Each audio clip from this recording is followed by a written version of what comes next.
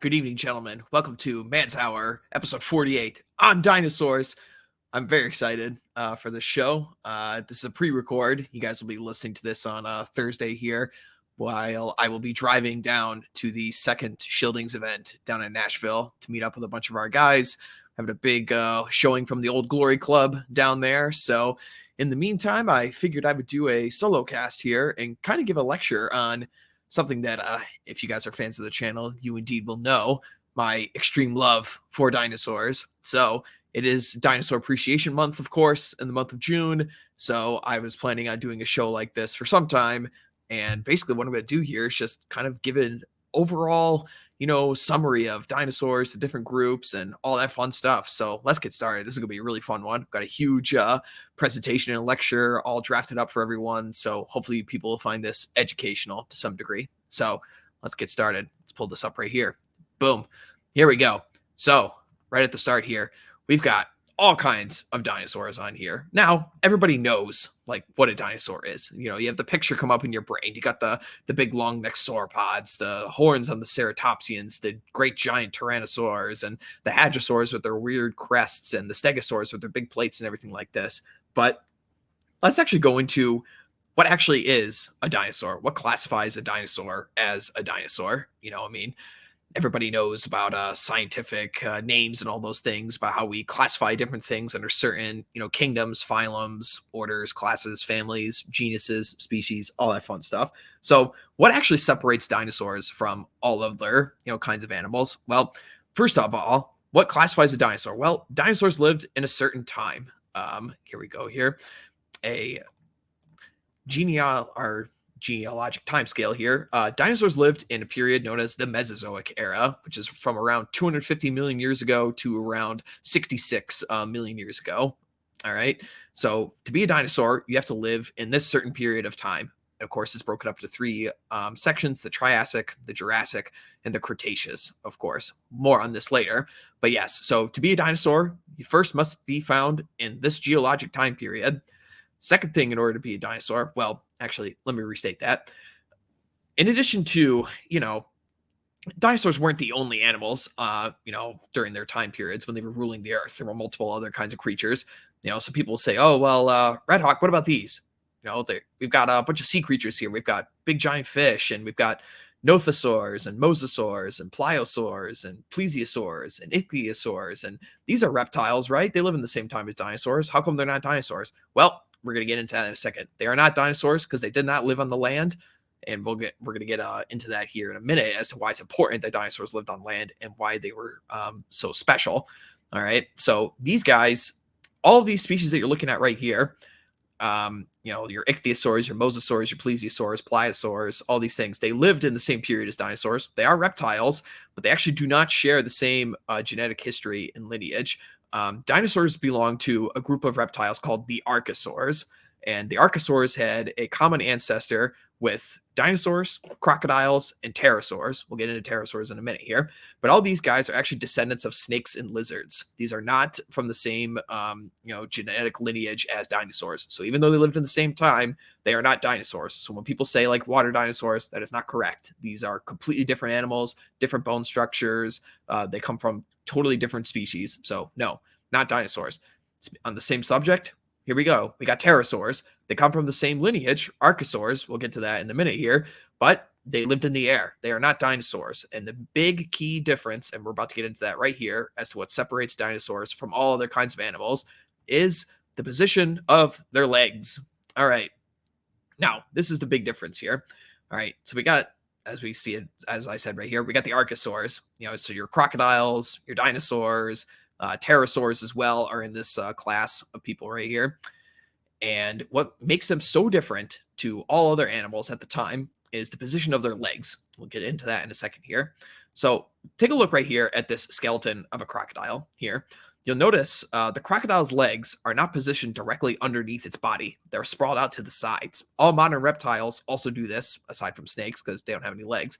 But lizards, crocodiles, tuataras, turtles, all other modern reptiles, their legs are sprawled out to the sides of their bodies. All right. Now, this is a really big problem for when you try to get super big, because if you're so big, your muscles simply cannot support the weight of your body if they aren't positioned directly underneath your skeleton. Here's a classic depiction of what people used to draw dinosaurs as before we had this information. Here's a sauropod of some kind. This thing was simply way too much for how big they got. There's absolutely no way that this thing would be able to carry its weight. So dinosaurs, their legs are positioned directly underneath their bodies. And this started with one little guy right here by the name of Euparkeria. Now, Euparkeria was a very, very small bipedal reptile that lived in the end of the Permian period, just before the Triassic period, just before dinosaurs came along. This guy right here and his cousins are the prototype form of dinosaurs. Now, you'll see right here what's so special about this guy is his legs, his back legs are longer than his front legs. So he was able to walk up behind on two legs, and his hip bone is positioned in such a way where he can actually put the majority of his weight on the back half of his body. And this is where dinosaurs first got their start. Now, let me see another picture of this guy. Yeah, so this guy right here, here's a picture right here. Tiny, tiny dude, not even 1.5 feet long. But this is the start of all dinosaurs. This is where they got their start. Here's a picture right here of Euparkeria, how he changes over time. This is the guy who's the ancestor of not only dinosaurs, but also pterosaurs. As you see right here, his hip bone is positioned perfectly for as he stands up and rears back and his front arms are getting shorter. This is where he starts to take to the air, turns into a creature called Eudimorphodon. And also, the legs are being positioned further and further under his body so he can support his weight as he's getting larger and larger and larger. So this is where dinosaurs first came from. All right, little guys like this, little bipedal carnivores that were running around catching insects. And then during the Permian extinction, which was the largest extinction in not human history, in the history of the Earth, 95% of all species on the planet died out. It was a catastrophic extinction. There's multiple theories as to what actually caused it. Some people say asteroid strikes. Some people say just a huge global drought, maybe a sun flare. Nobody quite knows what happens. But what is for sure is that 95 of the species on the entire planet, plants, animals, everything, died out. And this little guy, being so small, he doesn't need that much food to keep going. This guy can get by while the other big animals of his time either starved to death or they couldn't find enough food, they couldn't catch their food, whatever it was. And so it was ripe for little guys like this to take over. And him and his cousins are going to turn into crocodiles, going to turn into dinosaurs, and they're going to turn into pterosaurs. All right. So over here, dinosaurs were extremely successful animals. They are found on every single continent, yes, including Antarctica. There are new fossil discoveries down there that even show dinosaurs were even down there. So God knows what could have been down there. But, given that's buried under, 10,000 feet of ice, basically, there's no way for us to really do too much excavating down there. But most dinosaurs in the past 150 years or so were actually discovered in North America. The United States is the #1 country for finding dinosaur bones. And the last 30 years or so, the countries that are really catching up, Argentina specifically, has had a lot of very important dinosaur discoveries in the last 30 years or so. And then China. China is the other really big one in the last 30 years. And we'll get into later as to why that is, what kind of huge discoveries they've made. So we've established what makes dinosaurs so different. They did not live in the air. They did not live in the water. They lived in the Mesozoic period, and they lived on land with legs positioned underneath their bodies. All right. And now we get into the two major classifications of dinosaurs. All right. So all these guys, legs under their bodies to support their giant size and their weight. All right. And we got two types. We got the Saurischians and the Ornithischians. All right. And what separates these two groups of dinosaurs is the position of their hip bones. All right. So here you go. Here you go right here. You have 3 bones in your hip, the ilium, the ischium, and the pubis. The big difference here between your Saurischians and your Ornithischians is the shape of the pubis bone. The pubis bone in Saurischian dinosaurs, Saurischian meaning lizard-hipped, is pointing forward to the rest of their bodies. The Ornithischians, meaning bird-hipped, is positioned backwards to the back of their bodies, towards their tails. And these are the two major classifications of dinosaurs, your Saurischians and your Ornithischians. We are going to start with the Ornithischians, are the first ones we're going to start with. All right. Here's another picture right here of the two different hip bone structures that you see here. Okay. Now, the Ornithischian dinosaurs are the first place we're going to start right here. The Ornithischian dinosaurs are the families of the stegosaurs, ankylosaurs, hadrosaurs, pachycephalosaurs, and ceratopsids. All of them are herbivores. All right. And why they had the bone shaped in this way, it actually allows them to have much larger guts. All right. So when you don't have a pubis bone sticking forward into your body, you could have a much larger stomach, which allows you to process plant food because, generally speaking, in biological terms, it is much harder to sap energy out of plants than it is out of meat. All right. It's a very taxing on your body to transform, basically plants, which are very low in nutrients, into nutrients for your body to survive, basically. Carnivores don't have that problem. They don't need to have big, giant stomachs because they're literally just eating meat. It's much easier for your body to process and get nutrients out of meat than it is out of plants. All right. So this is one of the major reasons why their hip bones change in such a way. All right. So we're going into our ornithischians here. Here's a family tree of dinosaurs. All right, we got our dinosaurs. We got our ornithischians right here. We got our saurischians down here. We'll go up here and we'll start with the ornithischians, specifically the first group, one of the most famous ones. All right. Well, actually, you know what? No, let's not go with them first. Let's do a brief reminder here. Okay. So the first ornithischian dinosaurs were actually heterodontosaurs. All right. Very, very small little guys. Starting off with a guy like this, the Sothosaurus. All right. No bigger than a chicken. You'll see he still looks very reptilian-like, very reptile-like, much like Euparcharia that we were seeing earlier here. All right, but he's not a carnivore. He's actually turned into a herbivore. All dinosaurs started as carnivores. All of them did. And we'll get into that when we go over theropods to see the earliest forms of dinosaurs. But this guy is actually changing. All right, he's bipedal, just like all of his previous ancestors were. But actually, what's interesting about this little guy is what's changing in his mouth. All right, he's actually developing at the very, very front here, is actually developing a beak. And you can kind of see it right here. And this is what all future ornithischian dinosaurs will have because they're eating plants. They're not eating meat. He's going to gradually start to lose teeth in the back of his mouth, and he's going to basically replace it with just a beak up at the front. All right. Another little guy right here, Hypsilophodon, which you guys will know if you've read the Jurassic Park novel, was a main dinosaur in that book. This is about as big as heterodontosaurs get. For the rest of their period. They're around in the very beginning of dinosaurs in the late Triassic is when dinosaurs first came on the scene. They're around all the way through the Jurassic. They're around all the way through the Cretaceous, but this is about as big as they get, about 3 to 4 feet long. Some of them reach up to about 6 feet, but they don't really get much bigger than this. They're living in small little groups. They're eating their plants. You'll see how this guy in the early Cretaceous actually has a well-defined beak in the front of his mouth here. He has fewer teeth. His skull's gotten shorter. So this is basically where your heterodontosaurs are going to stay. All right. Heterodontosaurs, meaning different toothed lizards for obvious reasons, because they're changing from carnivores into plant eaters here. All right. So let's move on to some of the really, really cool ones. The big group. The first really big classification, back to our family tree here, are thyreophorans. And thyreophorans meaning armored lizards. All right. And there are two kinds of them. There's the stegosaurs and the ankylosaurs. The stegosaurs came around first, so let's go with them first. Your stegosaurs are divided into two family groups. You have the huaynosaurs and the stegosaurs.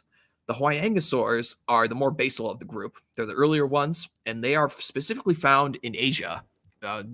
Nowadays, modern China and Mongolia is where most of these guys are found. What separates them from their later groups are two things.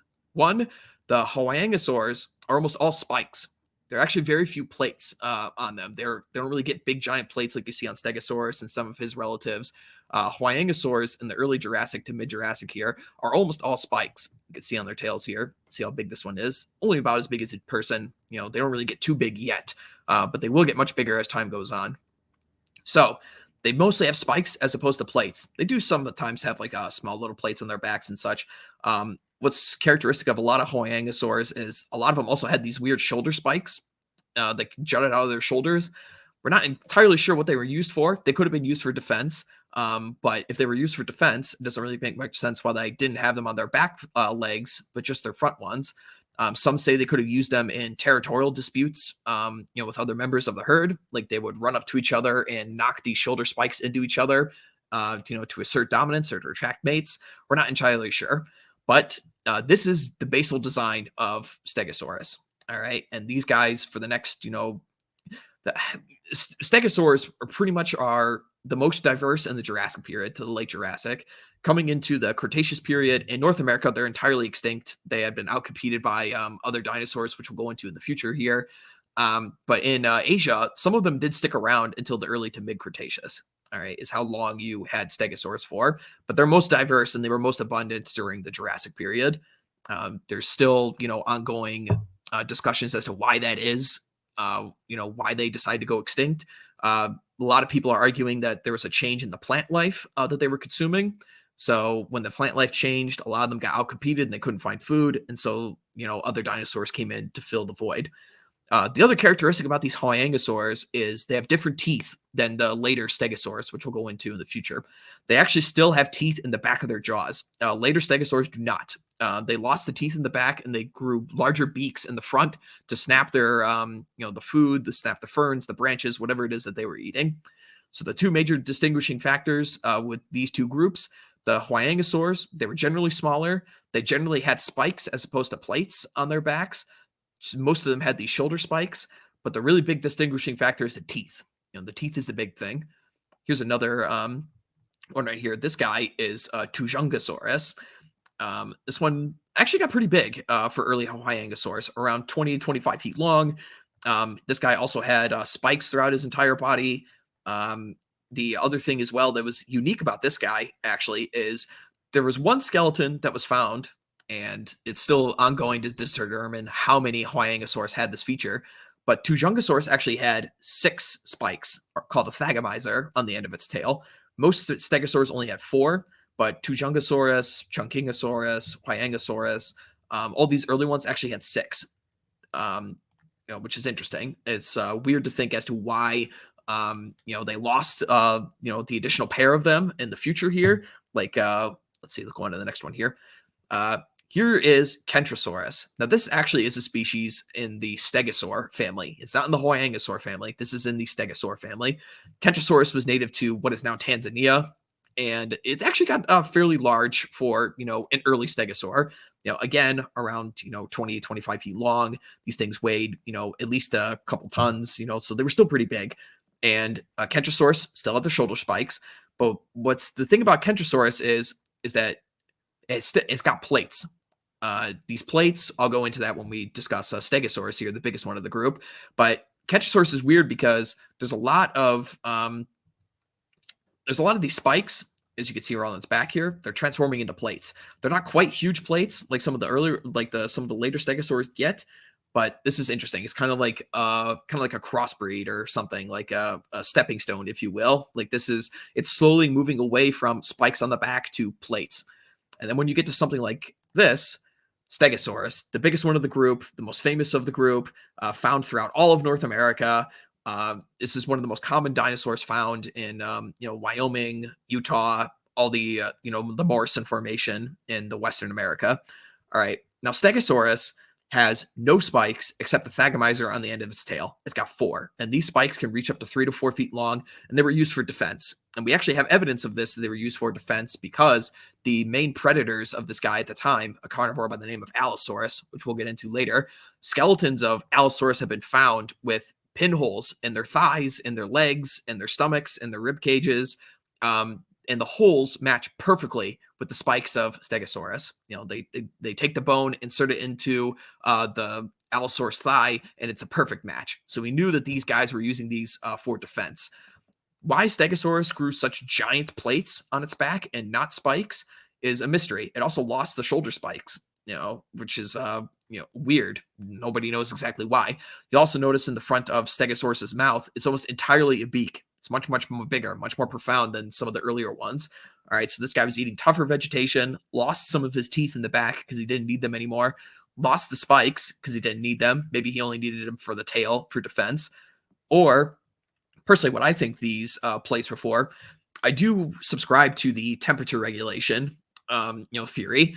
So essentially, the theory is that this guy tilts his plates into the sun, and he can warm his body up. He tilts his body away, it cools him off a little bit, because the place where he was living in the time, Western North America, was a floodplain, but also was very light cover. There weren't many trees. It was kind of like an arid, not necessarily lush forest. These guys were migrating. They were walking around. It got really hot in the age of dinosaurs as well. It was much hotter than it was today. So yes, I think this could absolutely work as thermoregulation. Also, it was probably used for with some kind of display structure. These things likely had a keratin sheath over them, so they're likely larger than what they were, and they're probably brightly colored. This kind of depicts it in this artist rendition here. They were probably brightly colored to attract mates, which I subscribe to. I think that makes a lot of sense. He lost the shoulder spikes because he didn't need them.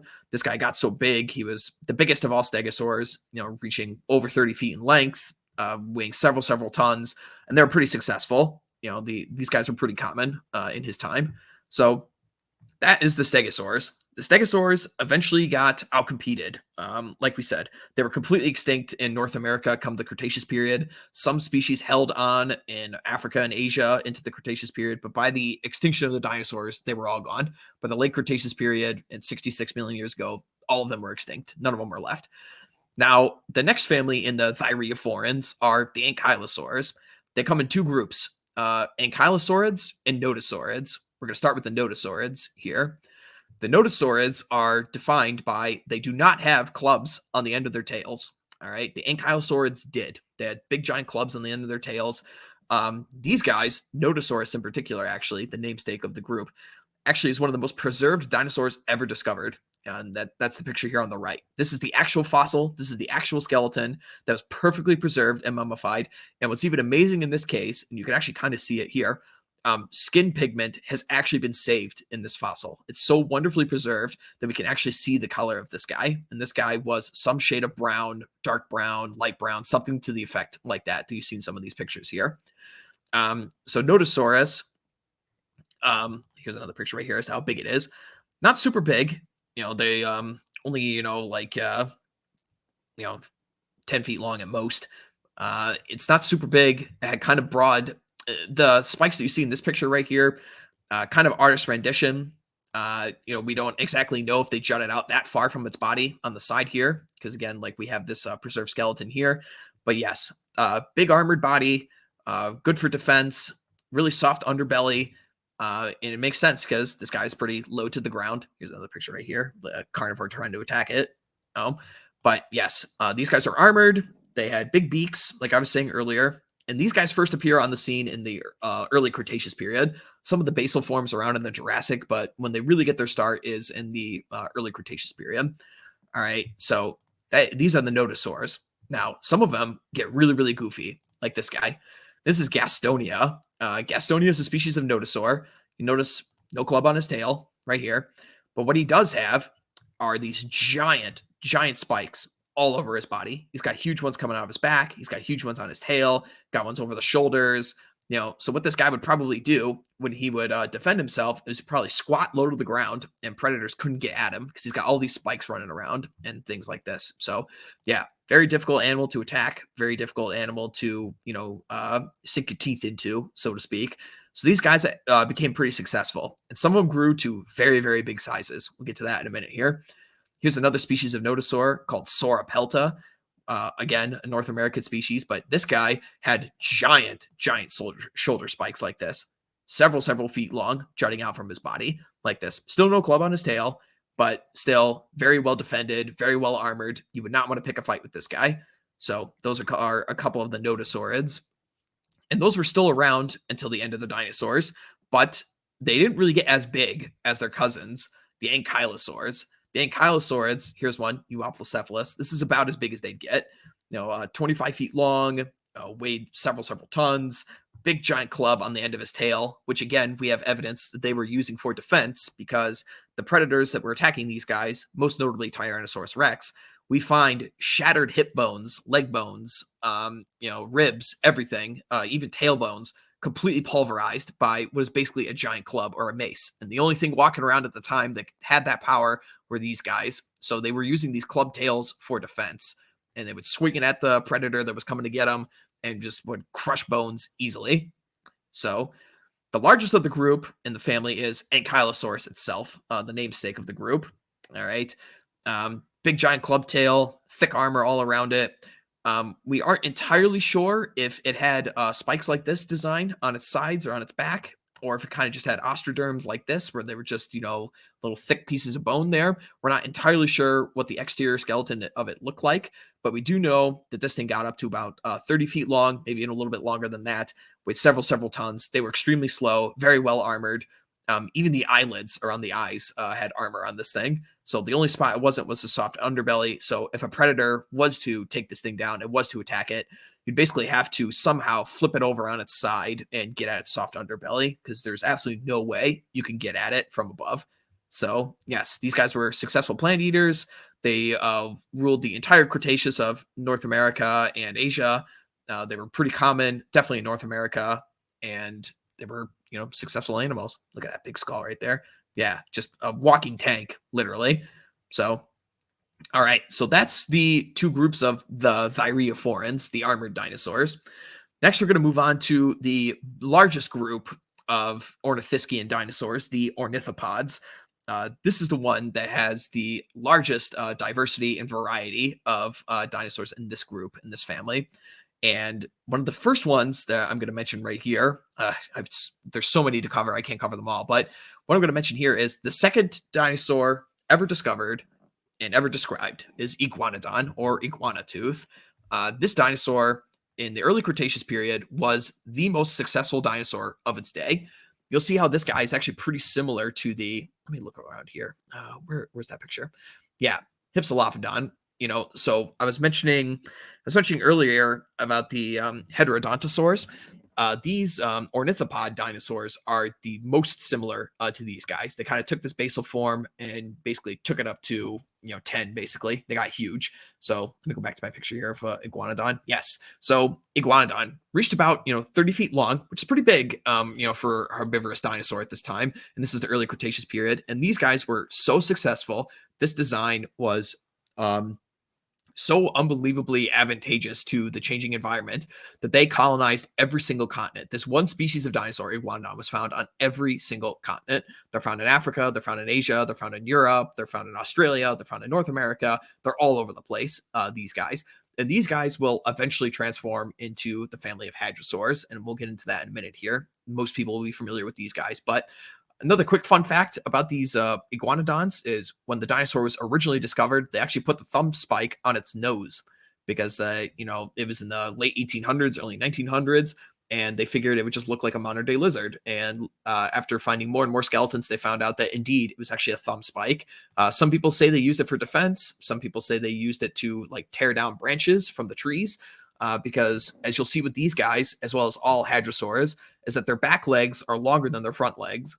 All right. So these guys would actually walk upright on two legs, put the weight of their body in the back half of their body right here. And they could actually stand up and reach, vegetation that was higher in the trees. Or they could also walk on four legs if they wanted to, if they were getting tired or they didn't feel like running or anything like this. So, yes. And also the really big thing about all of these ornithopods, which would later turn into hadrosaurs, and we'll get into those in a second here, is they are almost entirely devoid of teeth from the past. So previous herbivorous dinosaurs, like I was talking about with our stegosaurs, our thyreophorans, is they still did have teeth inside their mouths. They were each defined. They had 30 teeth in their mouths. What happens with these ornithopods is actually they develop a battery of teeth. And they actually become the first dinosaurs and actually some of the first vertebrates on land in, evolutionary history that actually had the ability to chew. So actually, they develop special muscles in their skulls that allow them to chew their food from side to side, almost like cows do, like chewing cud. All right. And they have a battery of teeth, 20,000 very, very tiny, small little ridges inside their beaks there that are classified as teeth, but it's really just little micro ridges inside their mouths. And they would basically chew from side to side, and then they would swallow their food. All other herbivorous dinosaurs up until this point actually swallowed stones called gastroliths, which actually modern birds do today, like ostriches and emus. They will swallow stones today. And basically what happens is because they, we'll get into this when we cover sauropods, but basically because they have to spend so much time eating, it actually just wouldn't be beneficial for them to just waste time chewing their food. So what they would do is they would literally just swallow it. They would swallow it, and then with these stones in their guts, as they were walking around and moving, the stones in their guts would grind up the food. So basically, it would be the stones doing the work for them, so they didn't waste time chewing their food. They have to eat so much that for them to take 1 minute to chew a mouthful of ferns, It's just wasting energy. So they literally just swallow. They rip things off of the trees and swallow it, put it right down into their guts, and that's how they would feed. But these guys developed a different method. They would actually chew their food, so it doesn't take so long for it to digest in their stomachs, and they can be much more active. They can be much more mobile because they don't need these giant guts filled with a bunch of rocks, essentially, to try chew their food for them. So these guys became bigger, they became faster, and they became much more successful than some of the other dinosaurs. And I suspect this is why many of the stegosaurs went extinct. They got outcompeted by these guys. So moving along to the later Cretaceous period, where we officially have the family of hadrosaurs, and they get big, and I mean big, I mean very big. Here's one right here, Lambeosaurus, and they also develop very big head crests. A lot of them do. You'll see here this design, legs, back legs, still getting much, much longer, front legs, shorter, but he could still walk on these and, when he needed to. So another good thing about Hadrosaurus, let's get into these head crests right here. There's multiple different designs of them, okay? Here's a bunch of them right here. So some of them are shaped like this. Some of them are just a dome. Some of them are actually a full-blown crest. Some of them are pointing out forward. There's multiple kinds of these different crests these hadrosaurs develop. One theory is that they had them to, basically for sexual dimorphism. Like the males were probably brightly colored, the females were probably kind of dull. And also, when you have multiple kinds of species of these animals running around, look at like deer and antelope today in Africa. They're all basically kind of the same thing, but they have different horns, different head ornamentations on their heads. And one theory is that they all had these different head ornamentations to basically recognize other members of their own species. So Lambeosaurus here is different than Corythosaurus, is different than Parasaurolophus, is different than Saurolophus, is different than Edmontosaurus. So these little head crests, much easier for you to find members of your own kind, members of your own species, members of the opposite sex, things like that. Another theory, and this is in some of them, because some of their crests were not shaped like this. Specifically, this theory is to Parasaurolophus. And Parasaurolophus has got this really big and very long, almost banana-shaped crest on top of its head right here. Now, when they actually cut into this fossil here, they discovered that this crest was actually really hollow and had two chambers in it. So basically, the theory is that it's a resin chamber for amplifying low frequency sounds. So basically, what this guy would do is he would breathe in, and the nasal chamber would actually go all the way up its skull, all the way up its nose, and into the top of this crest right here, and would amplify sounds. So the theory is that these guys were calling to each other, maybe even singing to each other. Maybe they got into shouting matches with other members of the same species for dominance. Maybe they also used it to alert other members of the herd that predators were coming, something like that. So multiple theories. It's interesting that Parasaurolophus is kind of one of the only ones that actually has this resin chamber in its skull. A lot of the other ones just simply don't have that. I mean, Lambeosaurus doesn't really have it. Some of the other species of hadrosaurs just didn't have head crests at all. Some of them just had flat heads. So it's interesting to think about what these things were actually used for. All right, moving on to, and I guess I'll also mention here is that these hadrosaurs, they got pretty big. Some of them reached well over 40 feet long, several tons. They were very successful. They roamed in huge herds. They were found on every continent. They were very successful dinosaurs. And these were the ones that were the most common in the late Cretaceous period. Towards the end of the days of dinosaurs, these guys were the most diverse, and they were rapidly, becoming, well, let me get into that here in a second. They were getting larger and larger as things go on. And it apexed with this guy right here, Shantungosaurus out of China. This guy reached over 50 feet long, which is bigger than Tyrannosaurus Rex. This thing weighed close to 15 tons, just an absolute behemoth of an animal. And these were extremely common. They were herding animals. They looked after their young, and they were primarily, people call them duckbills because their faces are shaped like ducks. And one of the theories is that because their mouths were shaped this way, they were probably around water a lot, which makes sense. They probably were feeding on a bunch of water plants and things like this because of the shape of their bills is so much more similar to modern ducks and geese. So people are theorizing that, oh, well, maybe they were spending a lot of time around water. They were eating, watering plants, ferns, things like that. Also, flowering plants came around for the first time in the late Cretaceous period. So that's a new kind of plant these guys are probably chewing on. one of the things people also have to remember is that grass, like you see out in your front yard, grass was not around during the Mesozoic period. Grass did not evolve until around 40 million, 45 million years ago, something like that. So grass did not exist during the age of dinosaurs. What happened was there were a bunch of small little plants, small little flowering ferns and such that were just all over the ground, essentially. So you'd have a bunch of individual plants all over the place that dinosaurs would go and chew on. A giant blanket of grass on the floor did not exist yet. It was not a thing. So that's our hadrosaurs, our ornithopod dinosaurs. There are a bunch of more different styles of these. Some got smaller, some were bigger, some were longer, some had really long tails, some had kind of longer necks. But they were around for a really long time. They were around the entire Cretaceous period, over 100 million years. And these duckbills, these hadrosaurs, only appeared towards the middle to the late Cretaceous, but these were the most diverse. These were the biggest ones. These are the ones that had all the head crests that people are familiar with. They're the most famous.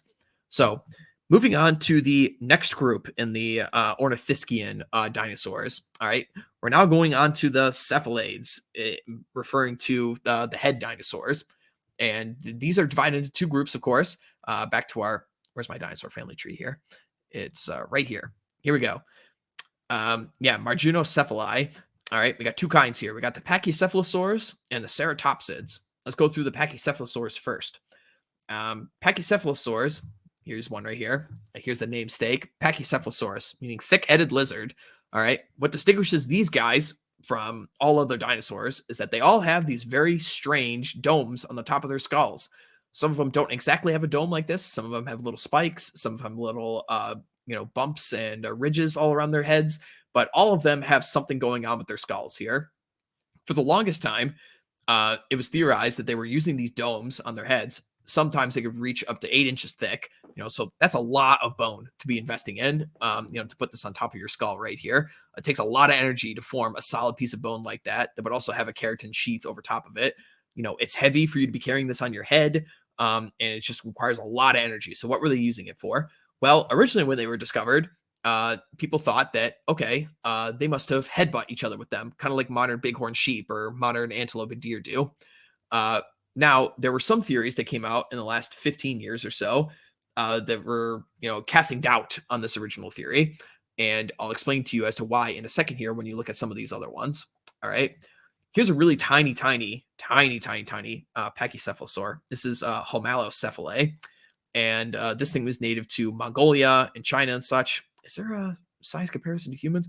No. Yeah, this thing's tiny, like the size of your cat, essentially, or small dog. But this guy, completely flat domed all the way across. Doesn't really have big ridges on his skull. So why were they headbutting each other then, if not all of them necessarily had this dome like this? All right, so this is kind of some of the theories that were going on here. Another one here. This is Dracorex hogwartsia. All right. And Dracorex also does not have a dome. It's got a bunch of bumps and ridges on its skull. All right. So why doesn't it have the dome? If they were all using this to headbutt each other, well, what's the issue? All right. So people were casting doubt on this as we're discovering more and more of these pachycephalosaurs don't have these domes. All right. Here's one more. Sticky Moloch, also known as the River Styx lizard. River Styx referring to Greek mythology, of course. He's got a small little dome. But what's more characteristic of him is he's got a bunch of spikes on the back of his head, which none of the other pachycephalosaurs do. So again, what is going on with this guy if they all don't have this same uniform dome? Like bighorn sheep, like rams and goats and things like this that actually do use headbutting. All their horns and skulls are pretty much positioned the exact same way.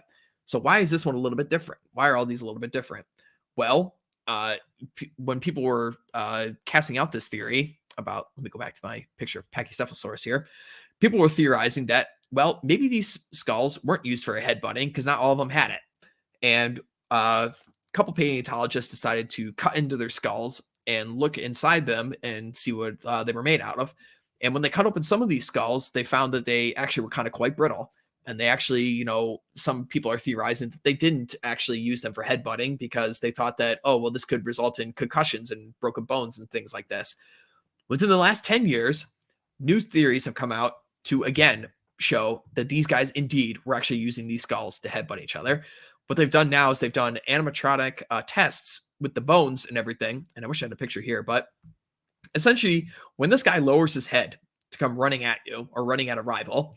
His skull, his neck, and his spinal column and his tail are all in perfect alignment, 100%. And modern day sheep, goats, muskox, buffalo, any animals that use headbutting for dominance displays, they do the exact same thing. Their heads, their necks, their spinal cords are all in perfect alignment with each other in order to absorb the blow that it would take for as you're knocking heads with each other.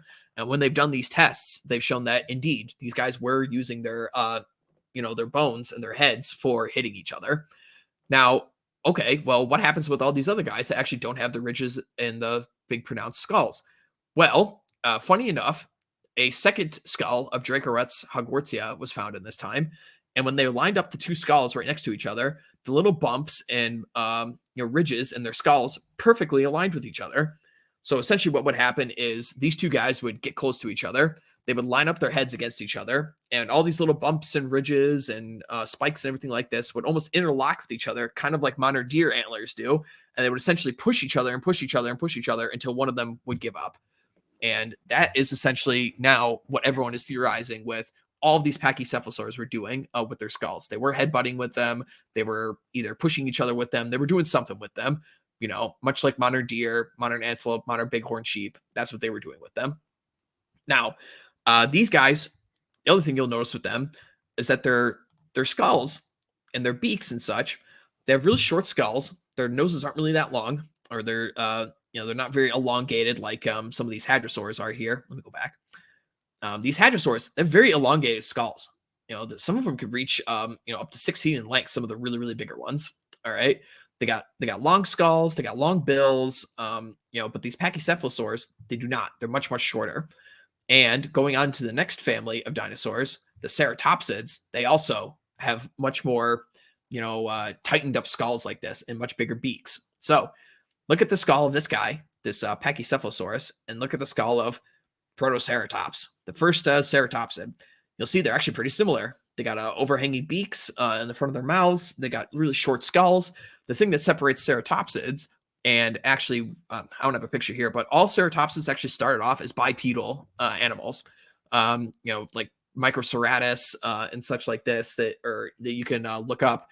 They looked much more similar to pachycephalosaurs than they did to other ceratopsids. All right. Protoceratops is not a true ceratopsid for the simple reason it's got no horns. All ceratopsids in the future all have horns of some kind, and they've all got the frills in the back. But this is a basal form in the Cretaceous period right here. All right. Who probably came from another common ancestor that was looking very similar to this guy.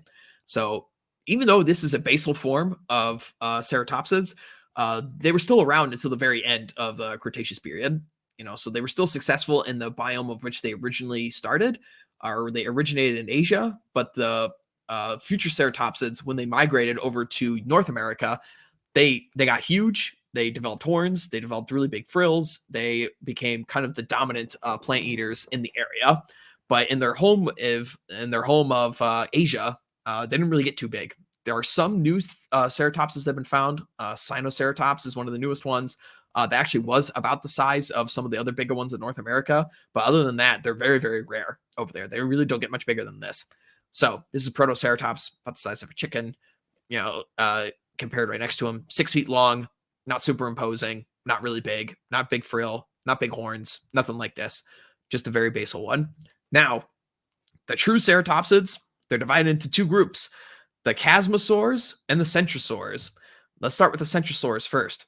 Centrosaurs, what distinguishes them from the chasmosaurs is they have smaller frills with a bunch of spikes and such, often being placed around them. And they have one big horn in the center of their nose with small horns over their eyes. And that's what characterizes the centrosaurs. All right. They got fairly big. Like they stood about, 2 meters tall at the shoulder. They got pretty long, some of them reaching, 20, 25 feet long. They've got this big horn in the center, of their skull right here, and smaller frills. All right. So probably what they were doing with these horns is they could scare off predators with this big giant horn that you had in front of you. One of the other things to remember with all of these things, all of these ceratopsids, is that the bone itself is not actually indicative as to how big the feature on the end of their skulls was, because much like modern rhinos, much like modern elephants and things like this, you have a keratin sheath over top of this bone. All right. So the bone is just kind of a basic idea of how big it was. In actuality, you would have some kind of skin, some flesh, keratin over top of it. So you would actually multiply the size of this horn significantly. All right. So Centrosaurus. Let's look at another one of the same family. This is Styracosaurus. Look at this guy.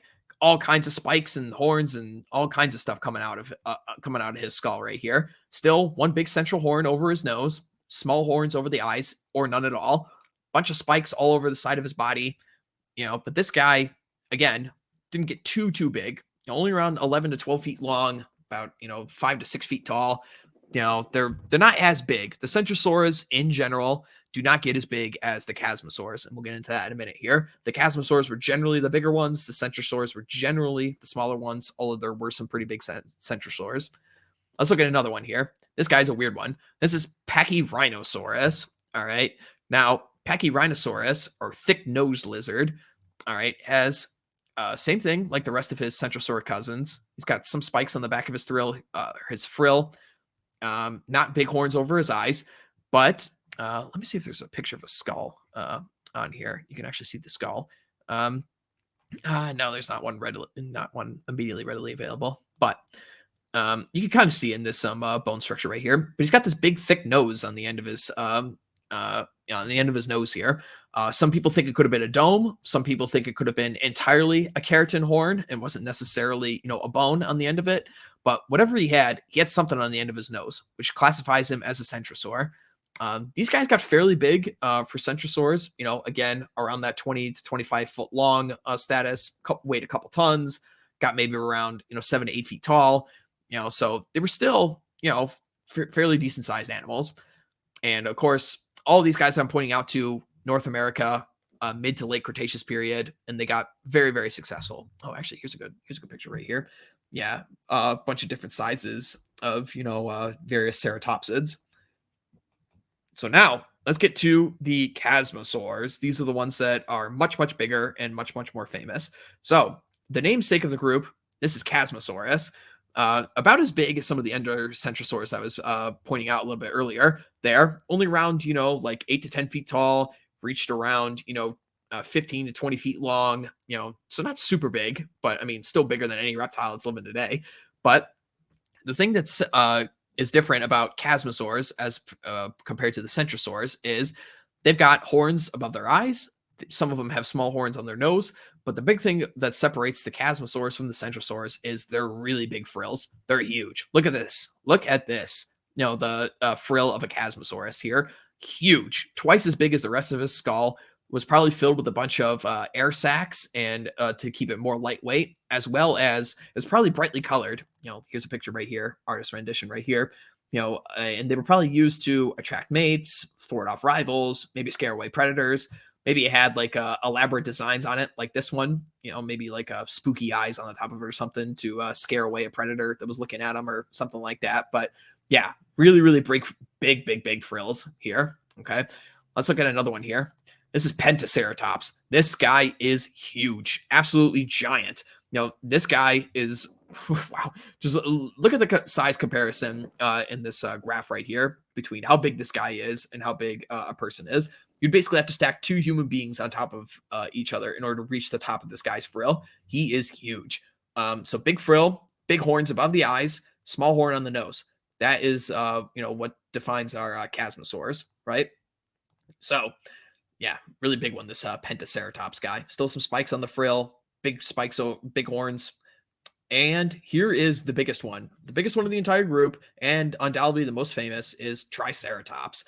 Triceratops does not have the largest frill compared to some of his cousins like Pentaceratops or Chasmosaurus, anything like that. But what he does have are some of the largest horns found on any dinosaur relative to his size. There are new studies that are coming out that some of these horns reached 8 to 9 feet in length, jutting out from this guy's skull.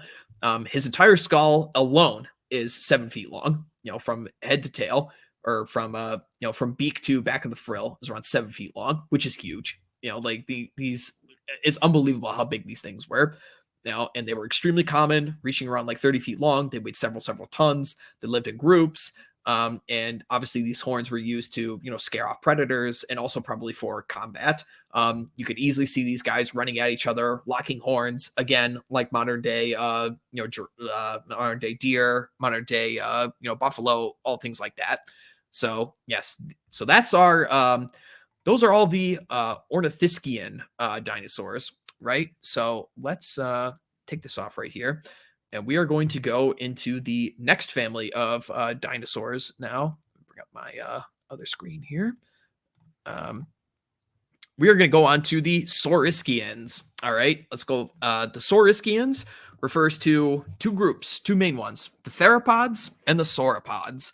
Let's start with the sauropods first. The sauropods here basically started off with guys like this, Plateosaurus, and this is in the late Triassic period, and this is pretty much as big as dinosaurs got in that period in history. So 26 feet long, pretty big, for a dinosaur in this period. And you can kind of see already how he's going to change as things go on. He's getting a long tail. He's getting much longer neck, so he can reach up, into the trees to get his food.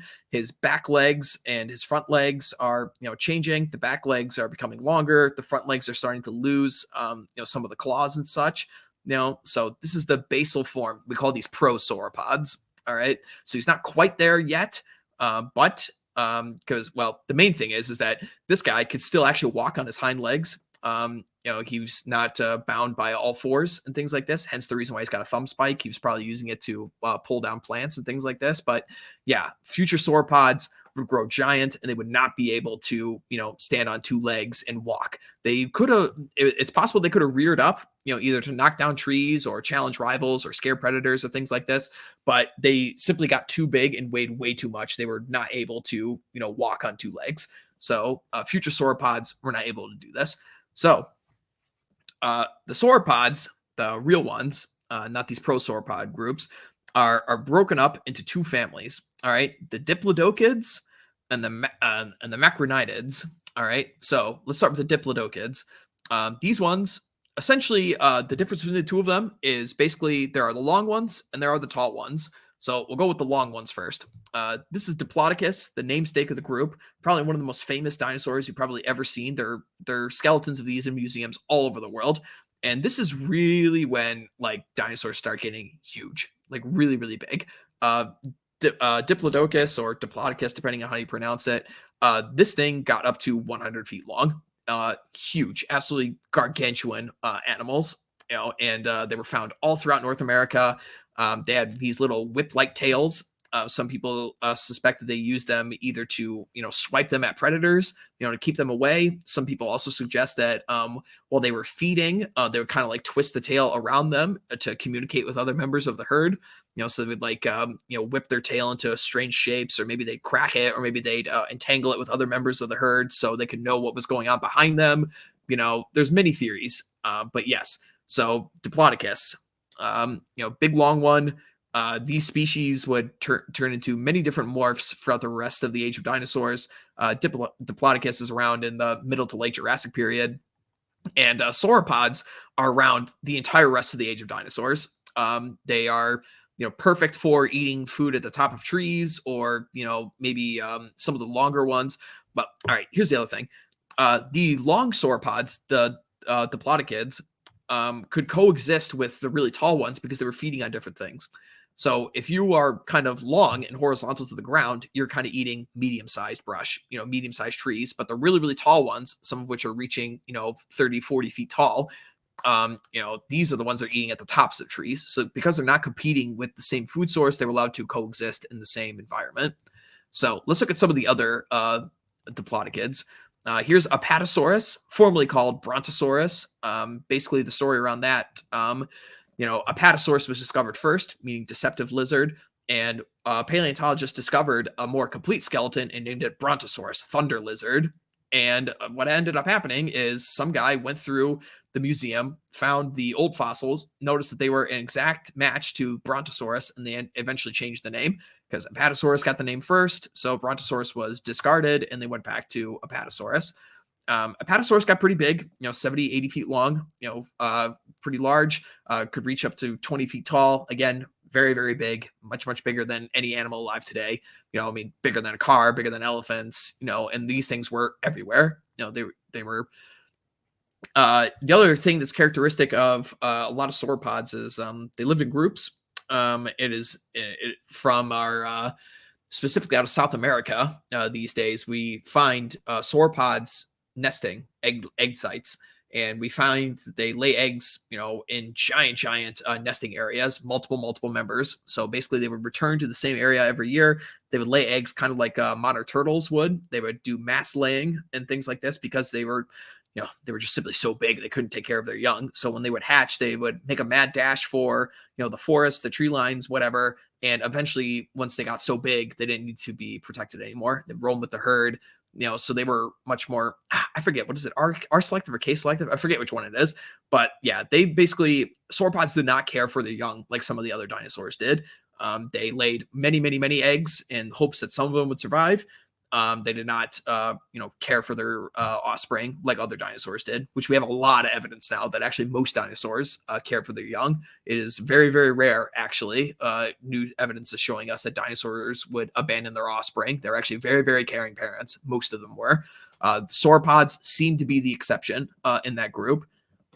So moving on here, a couple other very interesting looking, ones here. This guy is Nigersaurus. Out of North Africa. This guy is actually pretty small for a sauropod. Not very big. Here we go. Here's another design right here. So about 25 to 30 feet long, but also not super tall. This guy actually was only around 6 feet tall, so he's kind of long, much like all of his other diplodocid cousins here. But what's unique about this guy is his mouth. Look at that. Ridges in the mouth, much like a duckbill, much like a hadrosaur. So what this guy would probably do, and also, oh, perfect. Here's a skeleton. So amazingly as well is that this guy's head, where connected to the back of his, where the skull connected to the back of the neck was positioned. So he was actually almost always looking down. He's almost looking down all the time. So this guy was actually browsing on the ground. He wasn't eating high up in the trees or anything like that. He was literally just moving his head from side to side, almost like a vacuum cleaner or something, and just eating up low-lying branches and low-lying plants as he would stand in one place. So he would sway his neck from side to side, an arcing motion in front of him, and he would just eat whatever was in front of him like that with his huge battery of teeth like this. Here's another really goofy-looking one. This is Bahatosaurus. Look at this guy. Really weird spines and spikes coming out of his neck, and they're actually positioned forward. They're not positioned backwards, which is really, really weird. Why would that be? Well, some people are suspecting. Here's a good picture right here. While he's eating his food and he's not looking up to see what's coming at him, he's got this giant wall of spikes and spines protruding from his neck, so to protect him as he's looking down and eating off of the ground. Again, most sauropods were eating up in the trees, but these guys changed. They were changing and they were eating off the ground. Oh, this is a perfect picture right here. Look at these small little cycads and such here. Remember I was mentioning earlier how there was no grass in the age of dinosaurs? This is essentially what the entire ground would have looked like. All these individual, almost like small little trees, would be planted on the ground, and this is what they would eat. So yeah, Bahatosaurus, weird looking dude. Now, here's one more design I want to show you guys. This is Amargasaurus out of South America. Now, it's not exactly decided as to what the design was. It could have been really spiked like this all along its back. It could have had the sail design like this. I personally prefer the sail design. I think that looks really, really neat and really, really cool. We're not exactly sure as to what it looked like. Maybe it had the spines along its back like this. Maybe there wasn't a sheath of skin between them to make it look like a sail. We're not entirely positive. But yeah, another really cool looking sauropod right here. So those are the diplodocids. Those are the long ones. All right. So now we're going to move on to the tall ones. Okay. And the tall ones, macronarids, I forget how to pronounce it properly, but most famous of which is Brachiosaurus. You guys will know this from watching Jurassic Park. They get really, really tall. These ones aren't so much as long. And what's different about these guys is because they're so tall, their front legs are actually longer than their back legs. So it actually almost like they're puffing out their chest when they're walking like this. Brachiosaurus gets around 80 feet long and gets around 40 feet tall, which is crazy. A 4-story building. This thing could reach up high up in the trees. And I guess I'll mention here, the other really distinguishing characteristic between the two major groups of sauropods is what's going on their skulls. Now, all these, God, what the hell are they yeah, the Monacronorids, the tall ones. I'm just calling them the tall ones. What's going on with all the tall ones here is that they have a resin chamber, and their nose is actually on top of their skulls right here. There's an air, there's a little air duct right here, and their noses are actually back and above their eyes, so they could actually breathe out of the top right there. Nobody is really sure as to why it was like this, but all of them had it. All these tall ones had like really, really strange things going on with their noses. And you actually see it in their skulls. So yeah, another weird thing that's going on with them that people don't exactly know what was going on with it. Let's look at another one here. This is Sora Poseidon, an absolute giant. Crazy how big this animal was. Right here. There's another one right here. 15 meters tall. That's 50 feet tall. Maybe even approaching 55 feet tall. An absolute giant. Look at this, how small this guy is compared to other people. Yeah, Sora Poseidon was a North American one in the late Cretaceous period.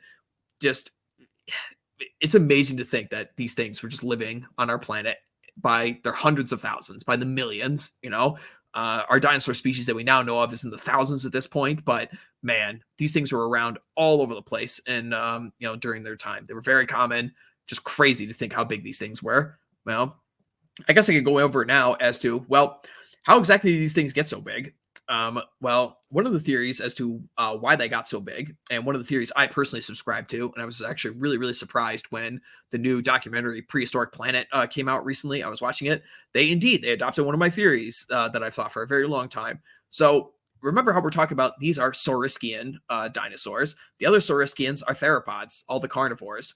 And all the carnivorous dinosaurs had hollow skeletons, they had hollow bones to help them remain lightweight so they could still be active predators and active hunters. When you have something that's 40 feet long and still needs to be fast enough to catch its prey, you have to find some ways of cutting down your weight. And the way that the carnivores did this is they had light bones. They had little air sacs inside their bones. And it is now theorized that sauropods had the exact same thing. They're cousins, they're cousins to the theropods, the sauropods are. So it's reasonable to assume that they had similar skeletal structures. And I think this is definitely the case, especially on their necks. And you had to have it this way because if your neck was so heavy, you literally would have to exert so much muscle, so much weight just to keep your head up all this time. Imagine like you could do this right now with your arm, like holding your arm, out above your head right now. Imagine holding that there all day, every day. It'd be exhausting. You'd have to have such huge muscles and you have to have such light skeleton in order for you to do that all the time. It's also why their heads got so small, on the end of their at the end of their necks here, because if they weighed so much, they simply would not be able to keep their heads up that much. So another thing that they had, aside from the light skeletons and the air sacs, I was mentioning before about how they didn't develop teeth like the other ornithischian dinosaurs did. Sauropods had leaf-shaped teeth in the front of their mouths. They had nothing in the back. They did not bother having teeth in the back of their mouths like molars like you and I have. They literally just have, actually, here's a perfect example right here. Yeah, they have leaf-shaped teeth only in the front of their mouths. And essentially what they would use these for is they would rip ferns, they would rip branches, they would rip leaves right off the stem, right off of the tree, and just swallow it immediately. Okay. And they would have a giant stomach lined with a bunch of stones, gastroliths, like I was talking about earlier. And that was what was grinding up their food. They literally did not waste time chewing. They literally just went up, grabbed a mouthful, pulled it away, swallowed it down, let the stomach take care of the rest of breaking it down, move on to the next tree. These things would need to eat basically nonstop all day to get enough sustenance, enough calories. Elephants today basically spend the entire day eating just to keep going. And dinosaurs had to do the same, especially when they got to this size. Now, the question comes, okay, well, how did dinosaurs get so big, these specific ones, and not run out of resources, not run out of food, essentially, because they were basically eating everything. So how did they not run out of plants? Well, one of the theories is that dinosaurs were kind of hybrid blooded. There's warm blooded and there's cold blooded animals. Mammals are warm blooded. They can regulate their own body temperature based off of the food that they consume and eat. Dinosaurs, they definitely were not cold blooded, like all other modern reptiles are. Being cold blooded means that you're regulated to basically the sun heating up your body in order for you to get moving in the morning.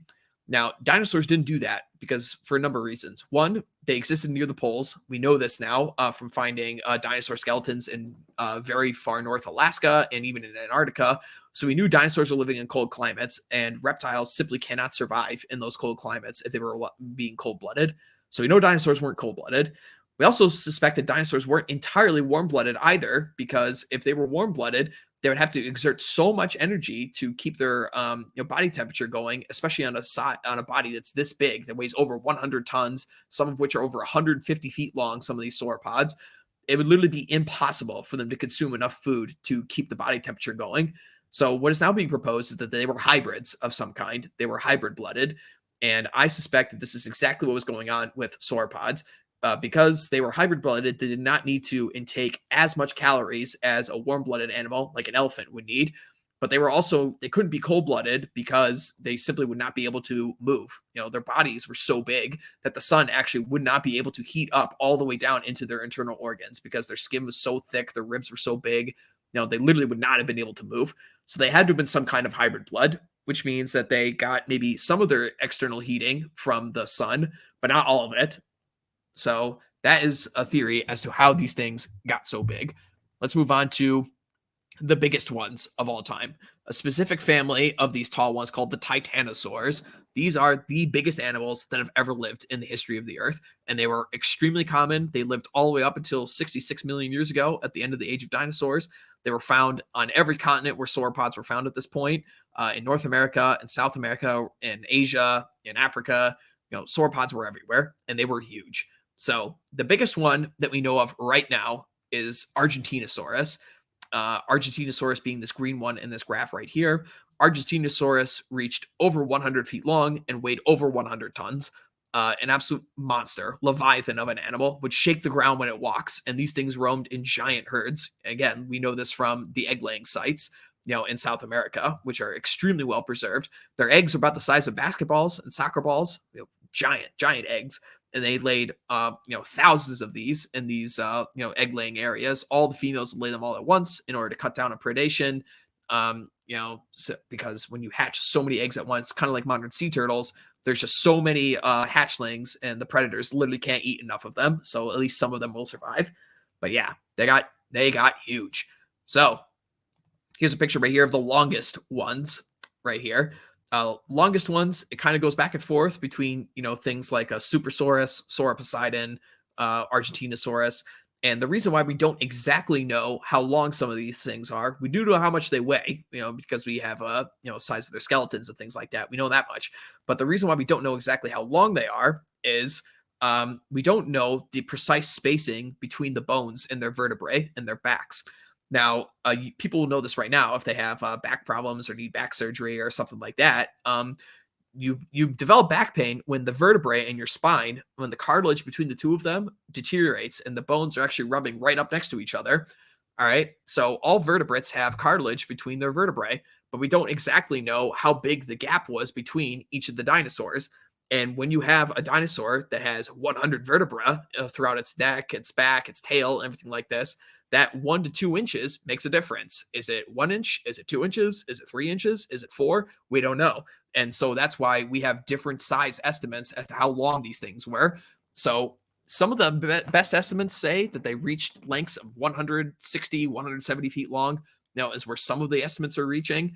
What people tend to average around is somewhere around 120 to 130 is where most of the averages average out, but still giant animals, bigger than whales, bigger than anything else that has lived since. And again, like I was saying, these things were very, very common in their day. So common that we actually find, sauropod footprints is also some of the things that we find the most of as it relates to dinosaur footprints are sauropods. Number one, because they were very common, and number two, because they were so big, they would leave these giant holes in the earth wherever they walked. They would shake the earth. It must have been that scene in the opening scene in Jurassic Park where they see the Brachiosaurus rear up and slam onto the ground. Just one of a kind scene, man. It must have been amazing to see one of these things. So those are the sauropods. All right. And now we're going to move on to our final group of dinosaurs here. And this group of dinosaurs is the most diverse of all groups of dinosaurs. And this group is the theropods. Okay. And the theropods are all carnivorous dinosaurs, all of them. All the carnivorous dinosaurs are classified in the group of theropods. All right. Now, not all theropods are carnivores. There are some in here that are herbivores, and we're going to get to that. But every single carnivorous dinosaur that you've ever seen belongs to the group of theropods. All right. So where did theropods get their start? Well, remember I was talking about at the earlier of the lecture, Eubarcharia was a carnivore and a two-legged one. Well, this is the design where he's fully on two legs. This is Eoraptor. This, to our knowledge, is the earliest dinosaur, the very first one found in the late Triassic period, somewhere around, 250, 260 million years ago in South America. This guy's about the size of a chicken, as we see. And this, to our knowledge, as of right now, is one of the earliest dinosaurs. I mean, his name even means early plunderer, right? So they were tiny, claws on his hands, claws on his feet, sharp teeth, just running around, grabbing little animals as he went along. All right. These things would grow a little bit bigger throughout the remainder of the Triassic period into Coelophysis. This is the most common Triassic dinosaur that we have found. There is a site in Arizona, or no, it's in New Mexico, called the Ghost Ranch, and hundreds of these skeletons have been found of these guys. They were about 6 to 8 feet long. They had 4 fingers on their hands. Most carnivores would devolve into 3, as things went on. Actually, they had 5. They had 5. That's right. Yeah, and most carnivores would shrink that down to about 3. And yes, Coelophysis is kind of your first thing when you're thinking of when you think of a theropod dinosaur. This is basically like the design that's going to carry into the future here. An S-shaped neck. He's got teeth in the front. He's got his 2 little arms dangling down in front of him. He's got long legs, 3 toes, for running, long tail for balance. This is the prototype of the future. This is where all of our theropod dinosaurs are coming from into the future here. So our theropod dinosaurs are split up into 3 groups. The Coelophysids, like this first one right here, like Eoraptor I was just showing. And the biggest one in this family is Herrerasaurus. This is about as big as Triassic dinosaurs get. Triassic theropods, at least. Plateosaurus, I was mentioning earlier, for the sauropods, is pretty much as big as dinosaurs got until the Jurassic period. But this is pretty much as big as the carnivores got. This guy's about 10 feet long, still, about the height of a person, maybe a little bit shorter than that, like 4 to 5 feet tall. This guy's around South America, again, claws, big mouth, long legs. This guy's a hunter. He's running around chasing after things, big, backwards facing teeth to hold on to prey, and with serrations and such. So yes, this is the start of our, theropod dinosaurs here. The next group of theropods is the Ceratosaurs. All right. And you guys will recognize this one. This is Ceratosaurus. Okay. Or horned lizard. All right. So this guy, pretty big, actually, 20 feet long, probably weighs around a ton, was pretty common in the Jurassic period in North America. They're also found in Africa and what is now Spain, Iberia, and such. They were found there as well. Yeah. So this is when, theropods actually get big. This is when they, really, really start to become giants. Ceratosaurus is really like the first one of his kind to get pretty big in this regard. What distinguishes him and makes him so different as to the later theropods is he's got 4 fingers. Like I was mentioning, in the future, carnivores would drop down to 3. And then when you got to the Tyrannosaurus, they drop down to 2. Kind of the overall arcing theme with theropods is as time goes on, their hands get smaller and their heads get bigger, is generally how things go with the really, really big ones. We'll get into different groups of theropods that bucked that trend later, but that's generally how it goes. The arms get shorter and the heads get bigger.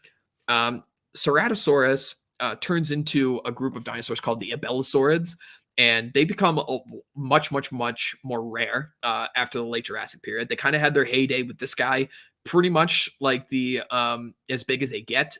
They pretty much stay around this size for the rest of their history into the late Cretaceous period. One of the things to remember, and I wish I had a map of this right now, is that in the Cretaceous period, there was a perfect divide between the northern and southern hemispheres for the dinosaurs. The continents were not connected together like you see them today. Africa was not connected to Asia. South America was not connected to North America. They had a perfect, north-south divide. And what eventually happens is the descendants of Ceratosaurus, we call them the Abelisaurids, basically only survive in the southern hemisphere. They're outcompeted by other carnivores in the north. They're outcompeted by carnosaurs. They're outcompeted by tyrannosaurs. They were just better. So the Abelisaurids only survive in the southern hemisphere. And as Abelisaurids, carry on, they I'll have other pictures here in a second. But here is another, species of ceratosaur. This is Dilophosaurus. People know this from Jurassic Park. It has the double-crested lizard. It's got the big frill and everything like this. In actuality, it did not have that frill, and it was not that small. They downsized Dilophosaurus in the movie to make it different from the T-Rex and the Raptors. But in actuality, Dilophosaurus is pretty big. Around 20 feet long. Still has the double crests. But yeah, pretty big hunter.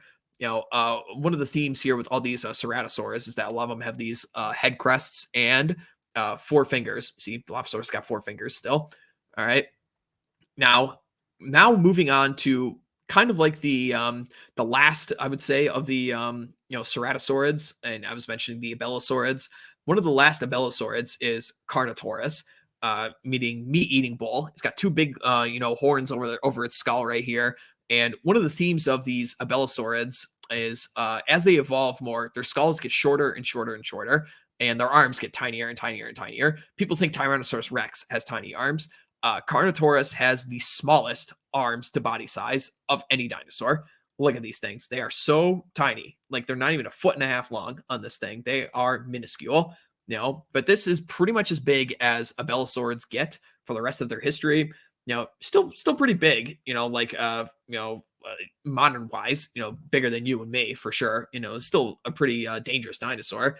20 feet long, and so still definitely something to mess around with. Oh, here we go. 8 meters by 3. So yeah, like 25 feet long. And still standing around 7 to 8 feet tall. So still pretty like threatening dinosaur. But as you can see, skull's getting shorter, which is way different than other dinosaurs, other theropods that we're going to get into. And his arms get tinier and tinier and tinier. Still holds on to 4 fingers, though, which is the distinguishing characteristic of the group. All the abelisaurids, they still keep 4 fingers. They never downsized, not like other carnivores did.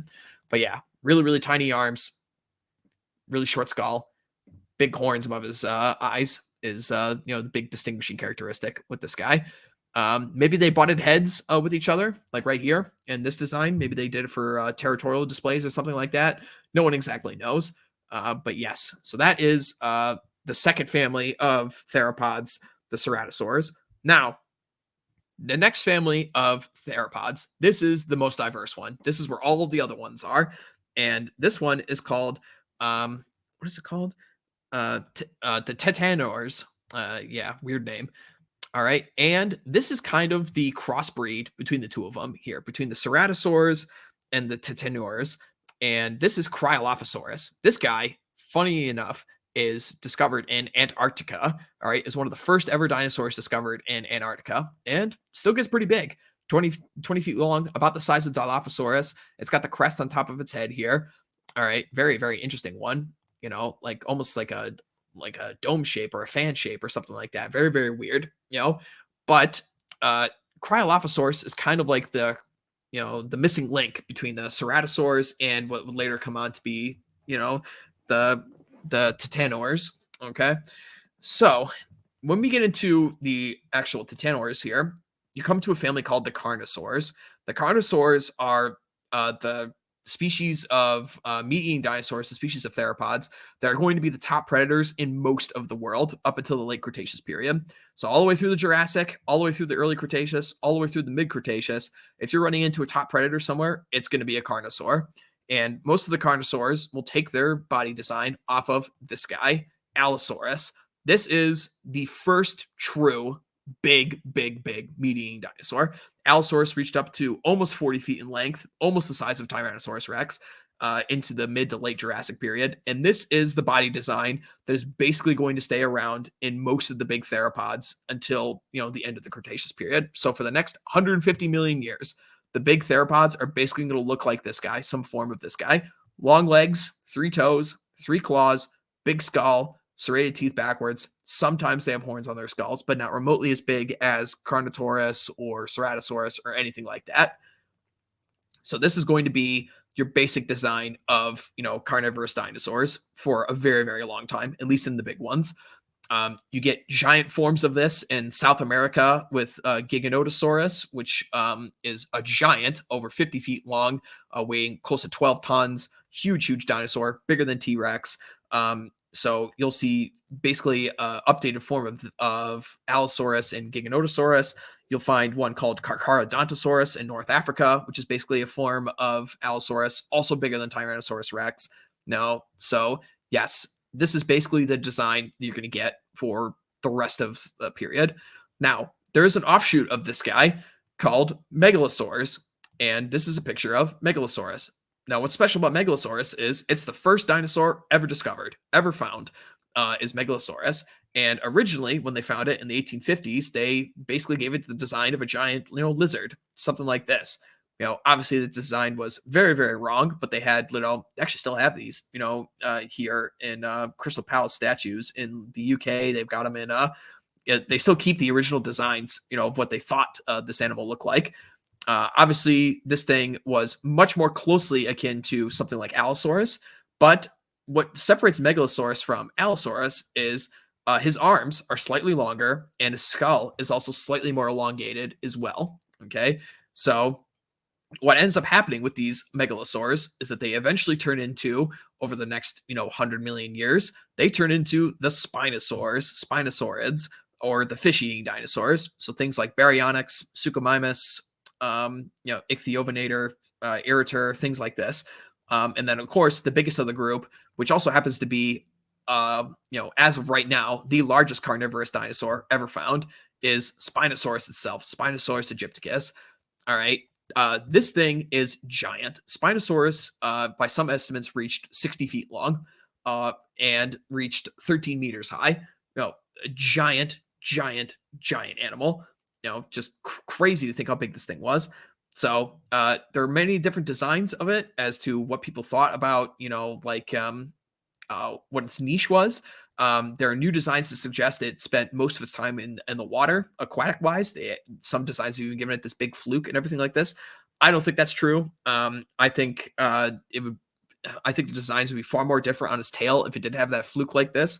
I do believe it was a fish eater, just by the shape of its skull and the shape of its teeth are shaped much more like a modern crocodile. You can also see even the position of the nose, the holes in its skull, its nostrils.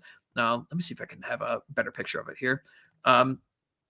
Yeah, you actually can kind of see in this picture here. So, what it would do is it would stand on the shoreline here, stick its nose into the water here, and would bite at passing fish going by.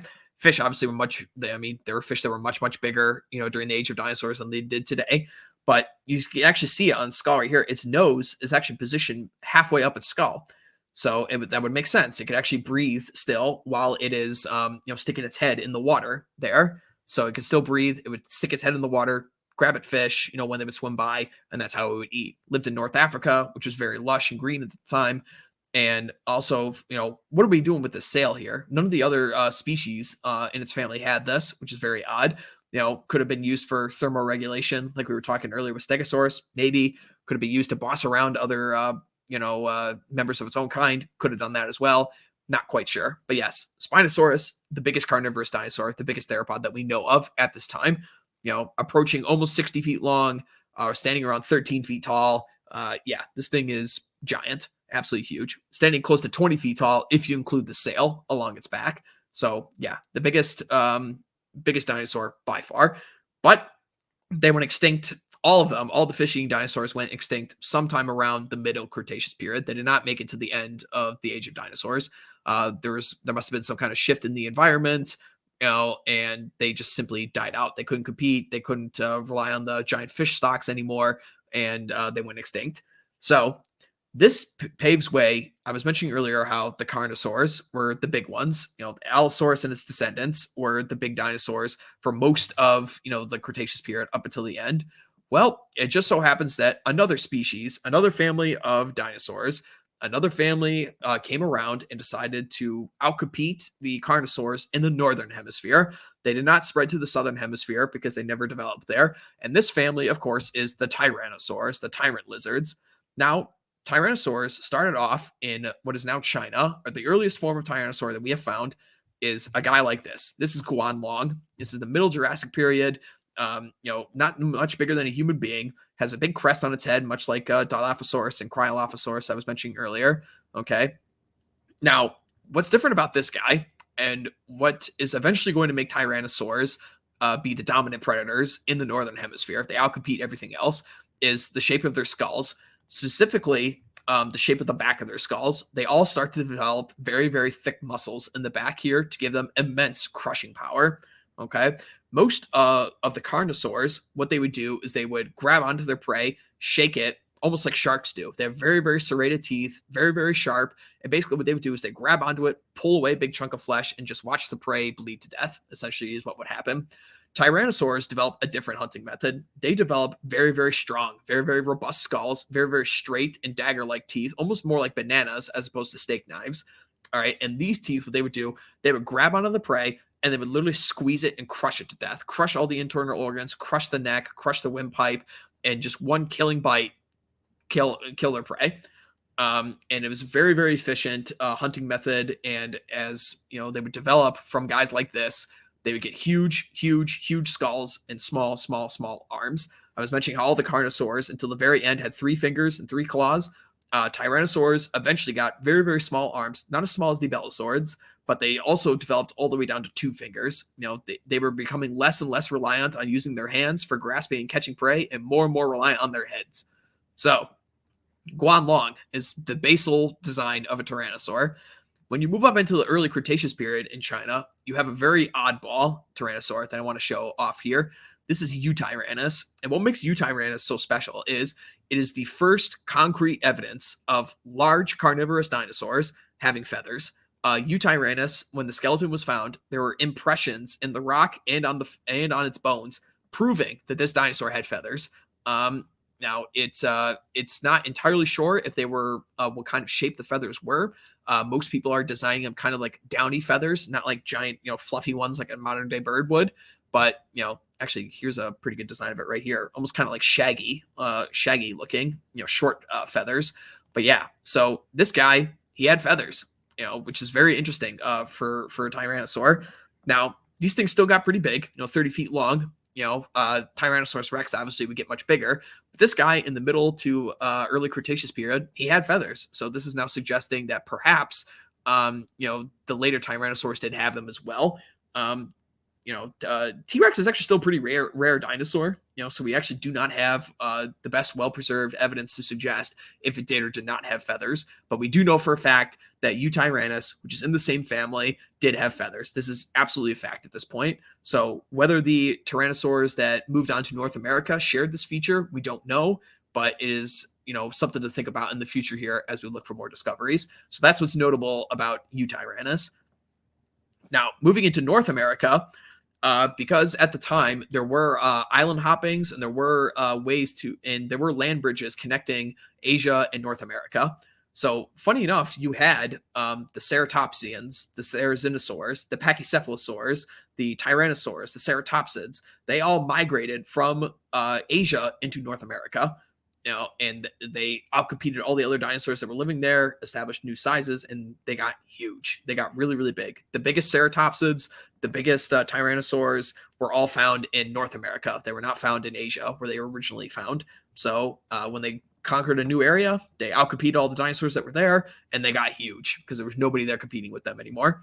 So moving into North America at the end of the Cretaceous period, you basically had 2 designs of tyrannosaurs. You kind of had the sleek, fast ones, with Albertosaurus, Nanotyrannus, Gorgosaurus, things like that.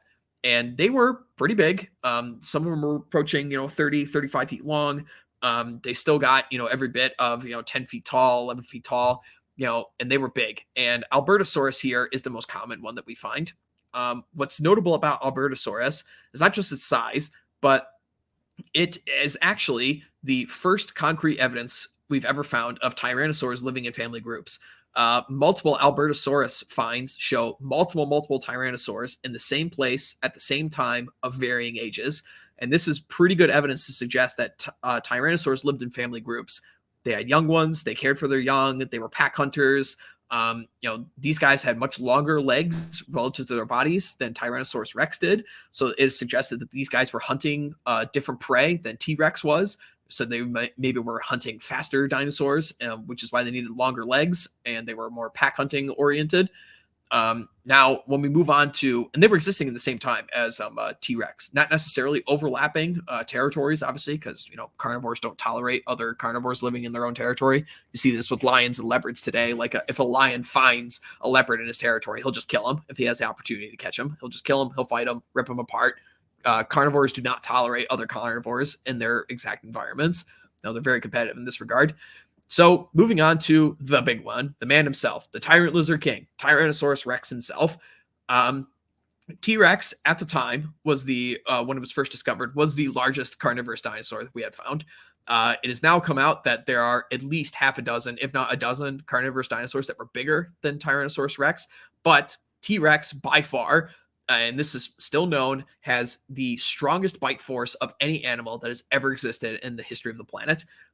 T-Rex's skull is massive, and what made it so powerful is the giant muscles and bones and everything that were connected in the back of its skull that gave it an absolutely crushing bite, combined with its teeth that were very banana shaped as opposed to knife shaped, like I was discussing earlier. They're not as pointed backwards as some of the other carnosaurs are. So this is suggesting that when T-Rex grabs you, he bites you and he holds on and he just crushes you to death in one bite. That's how he kills his prey. He doesn't bite you and then let go. When T-Rex bites you, he stays, and he's staying there until you are dead. That's how he kills his prey. One very efficient bite, and that's it. T-Rex has a much bigger chest and skeleton than some of the other Tyrannosaurs did. So he's obviously a little bit slower. His legs also weren't as long compared to the rest of his body, but he doesn't really need it. Once he grabs you, you're done. You're not escaping. You're not getting away. He's going to hold on to you and crush you with, 10,000 pounds per square inch of bite force and just shatter your internal organs and shatter your bones. And that's how he would kill you. So basically the perfection of this body design that have been evolving for over 100 million years, ends up with T-Rex. And he was the dominant predator in his domain, the biggest carnivore in North America at the time. They outcompeted all the other carnosaurs. There were none of them left at this point, the large ones. In the northern hemisphere, if you're running into a top predator, you're running into a Tyrannosaur at the end of the age of dinosaurs. The southern hemisphere, you would still run into carnosaurs in Africa, in Australia, in South America. Those were still the top predators. Kind of the smaller ones that were walking around were abelisaurids that we were going over earlier, like Carnotaurus. They were still around. But in the northern hemisphere, the Tyrannosaurs outcompeted everything else. They were just so efficient in their killing methods. And yeah, that's why they're the most famous. T-Rex is the most famous for a reason. Now, we're going to go on to a couple of the other notable groups in the theropods here, and then we'll finish up. So the next one I want to go over is the ornithomimids, or ostrich mimics, or bird mimics, sorry. Right here is the basal design, Ornithomimus. These guys were very common throughout Europe, throughout Asia, North America. They were all in the northern hemisphere, these guys. Basically an ostrich, essentially exactly what it is. Same design, long shape, long neck shaped like an S, beak in the front, teeth much like a modern ostrich and modern emus, with little ridges in their mouths, almost like ducks and geese. But so not like true teeth you would think of like a lizard or we would have or something like this. But these guys are perfectly designed for running. They have very, very long legs compared to their body size. These guys were the sprinters of their day. They were plant eaters. Some suggest they were omnivorous, which is entirely possible. But these guys would run around in big flocks, and were really, really sleek, really, really fast. And probably actually what something like Albertosaurus, Gorgosaurus, Nanoxaurus, the smaller Tyrannosaurs were probably running around chasing these guys and hunting these guys, as opposed to tackling the much bigger armored herbivores like the ankylosaurs, some of the really, really big hadrosaurs, some of the big ceratopsids. Those were all on T-Rex's menu. But T-Rex probably was not fast enough to catch one of these guys. So this is easily could have been on the menu for some of the smaller, sleeker Tyrannosaurs. The biggest one of this design is Gallimimus. Gallimimus is the largest one of this design. Almost 8 feet tall, which is pretty big, and is around 15 to 20 feet long. And these guys were very, very common throughout Asia towards the end of the Cretaceous period. There is new studies suggesting that they were very feathered, which I believe they were, because the more basal forms of these guys that they evolved from also had feathers that we know. So they likely were feathered, likely were brightly colored, and they were pretty fast, pretty sleek, and much like modern birds, very, very similar. So you can understand why many of them are named after birds. Struthiomimus means, ostrich mimic, bird mimic, like, yeah, these guys are very, very much, bird-like dinosaurs. Now, there is one oddball in this group, though, and this was only a very, very recent discovery within the last dozen years. There is a dinosaur in this group called Dinochirus. Dinochirus is huge, much, much larger than any of the other ornithomimids of his time. This guy lives in Asia and was now present-day Mongolia. He's got extremely long arms, the longest arms to body size of any animal that has ever existed. Now, these arms are 10 feet long, huge, huge arms. Okay. And he's got giant claws on the end of these arms. So why does he have these giant claws? Well, it's not just that where the oddities go.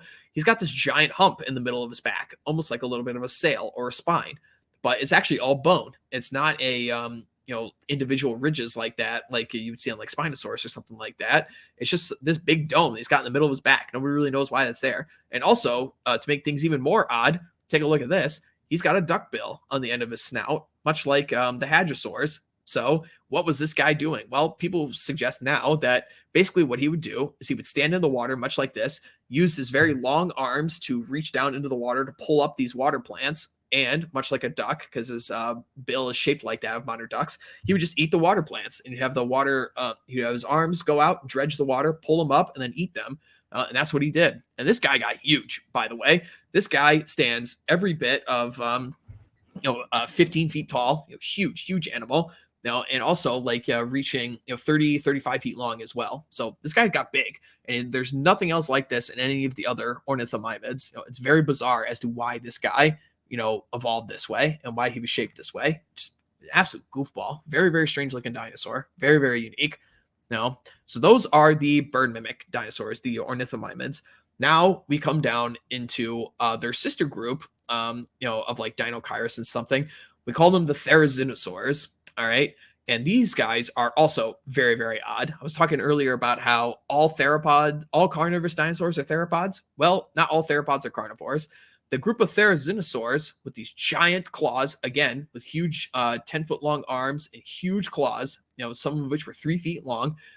Basically, what this guy would use with his claws is he would use them to drag down branches above them. And he could have also used them for defense or for display, anything like this. Look at this one, sprawling his arms out like that. Probably was being quite intimidating to a predator. It's also now suggested that these guys had feathers. They probably were, because again, like their cousins, the dromaeosaurs, or you would know them as the raptors, their cousins, the ornithomimids, they all had feathers. So it's now being suggested that these guys had feathers as well, which is entirely possible. But yeah, what a goofball. Small head, small beak, little teeth in there, just like a duck or a goose. Long claws, used for defense or pulling down branches, and he would just stand on 2 legs. These guys couldn't walk on 4 legs. So yeah, really, really goofball. Weird dinosaurs, the therizinosaurs, from Asia and North America. Very, very strange. Now, we are finally going to move on to the dromaeosaurs. You guys would know them as the raptors. All right, so here we go. Here's a picture right here of the raptors. Now, remember we were talking about the 2 groups of dinosaurs, the saurischians and the ornithischians. Saurischian meaning lizard-hipped. Well, why is it that these dinosaurs that turned into birds, why are they part of the saurischian family? Aren't they supposed to turn into birds? How come their hips aren't shaped like birds? Well, we're getting to that. Eventually, the saurischians switched their hip placements in some of the forms, and the forms being the ornithomimids, all the other bird-like dinosaurs, the raptors. Their hips actually changed over time. Their pubic bone is tilted backwards, like in the ornithischian dinosaurs. The only reason why we don't classify them as such is because this was a later development. This was not around in the very beginning. This started changing in the Cretaceous period. This is not around during the other Jurassic period. This is convergent evolution. This is something that happened afterwards. So that's why they still remain in this group. All right. So their pubic bone is pointed backwards like a bird. All right. Now, moving on to the next one here. This is a picture of Velociraptor, which we now know had feathers. Well, Velociraptor, not much bigger than a chicken, despite what Jurassic Park would tell you. Only around 6 feet long and about 2 feet tall. So again, not as big, not these big giant killers that Jurassic Park would have you believe. But the distinguishing characteristic in all of these, dromaeosaurs is 3 claws on the hand, 3 claws on the foot. But What classifies you as a dromaeosaur or a raptor is you must have the killing claw on your foot, a sickle-shaped claw that was retractable that they would flick back and forth when they would jump on their prey and basically would disembowel it. These claws were much, much larger than the bones because, again, they would have a keratin sheath over top of it. So basically would add, some people say double the size of the claw, sometimes say 1.5 times it, whatever it was. Their claws were bigger than the bones would have you believe. These guys were sleek, they were fast, they were smart, and they were all feathered. We know this now, that all dromaeosaurs had feathers, whether they were big and fluffy like some modern birds were, or maybe they had downy feathers kind of like ostriches. We don't exactly know, but we do know for a fact that all of the dromaeosaur dinosaurs, they had feathers. This is beyond a shadow of a doubt at this point. It is known. So the other distinguishing thing about raptors is they had the biggest brain size relative to their body size of all dinosaurs. So they were pretty intelligent as far as dinosaurs are concerned. They were pack hunters. They were coordinating. It is known that they also had, the ability to, solve some degree of complex problems. So they're actually pretty smart and efficient hunters. Now, so yes, raptors are the prototype of the future. Now, pretty much as big as they got is this guy. This is Utah Raptor. This is a raptor that is big enough to look you straight in your eyes, and if not, actually stand a little bit taller than you. Found in Utah, obviously, as the name suggests. These guys are around 12 to 15 feet long, around 7 feet tall. And yeah, pretty scary. This is what the dinosaurs in Jurassic Park are actually modeled after. Here's a picture with them actually having feathers, which we actually do know this for a fact that on their hands, they did have much longer feathers from what we've seen preserved in their cousins, is that definitely for a fact on their hands, they had much longer feathers on them. Probably were used for display, or what also they were probably used for is these guys were very acrobatic. One of the new things that is developed in paleontology is that people can use brain scans of their skulls. So you stick a skull of a dinosaur in a CT scanner, like CAT scanner, and what you can actually see is the inside of the skull, specifically the brain cavity. And in that brain cavity, by comparing it with the modern relatives of dinosaurs, birds, and crocodiles, we can see which part of the skull is associated with which function of the brain. So your olfactory lobes, your vision sensory of the brain, your inner ear, all of these things we could see inside the skull and actually plot that out now. And we know that these dromaeosaurs, they had very well developed inner ears, which is associated with high coordination and being able to center your center of gravity. So these guys were probably jumping around and running around a bunch. They also had very large, centers of the brain used for cognitive abilities as well as sight. So these guys were very active hunters. They were chasing things down. They needed to see what was going on, and they were smart. These things were pretty intelligent. Were they intelligent enough to open doors? Probably not, but they were still by far the smartest creatures on the planet at the time when they were living. These guys were pretty intelligent compared to other dinosaurs. So that's how big they got. Now, specifically, last thing here, there is a section of dromaeosaurs that broke off into their own family, and these guys are called the troodontids. And these guys are by far, without a doubt, these are the largest brain size per body of all dinosaurs. These guys were extremely intelligent. What separates them from other raptors is that their killing claws were actually not as pronounced. They actually got smaller, and nobody exactly knows as to why that was. They got rid of the killing claws, maybe because these guys were, being more crafty with their hunting techniques or something like this. They also had different tooth designs than a lot of the other raptors were. They actually have some suggested say these guys were actually venomous. And they actually have small little ridges in their teeth and the top of their jaws, like Komodo dragons do. And Komodo dragons nowadays actually have venom. So when they would bite you, it injects the venom into your system, and that's what kills you. You die of like sepsis. So wounding tooth, this is one of the suggestions here that maybe these guys actually didn't need the killing claws anymore because they actually had developed a different killing method with the venom in their teeth. So that is ongoing, but these guys had the biggest brains of all dinosaurs. They were very, very smart, very, very intelligent creatures. So, all right, that is our family of dinosaurs. Oh, wait, there is one more extremely important one, and that is avians. Yes, it has now been confirmed. Birds are now classified as avian dinosaurs. This was officially changed in the scientific record in the last 10 years. It is without a shadow of a doubt that birds came from dinosaurs. This is 100% true at this point. And here we have the very first proof of this. This is Archaeopteryx, or ancient bird. All right, this guy was around in the Middle Jurassic period.